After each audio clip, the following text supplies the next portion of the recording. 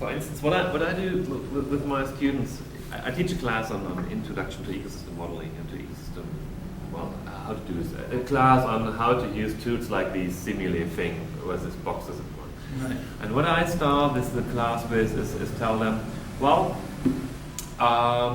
German government, Saxonian federal government wants to know what happens in this catchment due to climate change, due to land use change. Give me an answer on what happens to the hydrology, what happens to flooding risks, whatever.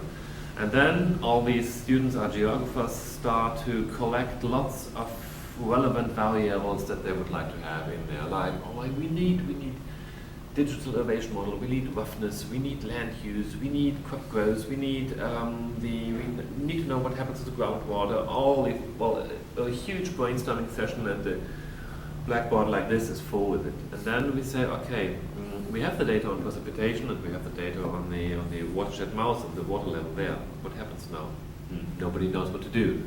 And then we take just one box, getting water in, getting water out. That's all. And the surprising thing that happens is that we explain 50% of the variability of the model without adding anything. And then the important thing is to study what do the other 50% do. Not to add something immediately, but at first get an idea of what are the processes that are missing. So it's not about sensitivity analysis and adding some stuff, but it's about identifying which processes are missing.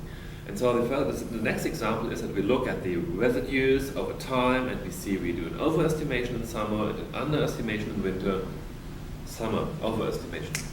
Evapotranspiration, we need to have crops in here.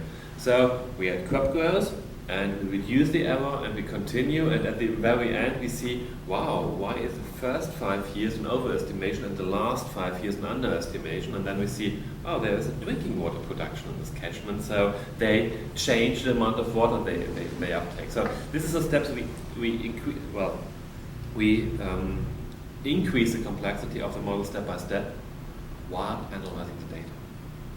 But in our application here, we have really sparse data, so we cannot go on data-driven.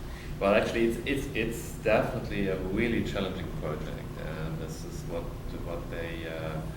Bob proposed, and what the aims is really something new, and is really something that I liked. What I especially liked in this project, in the meeting in October last year, was that we aim at a really integration of the feedbacks that are in a human environmental systems displayed by ecosystem services, and the relationships between, and what will change there.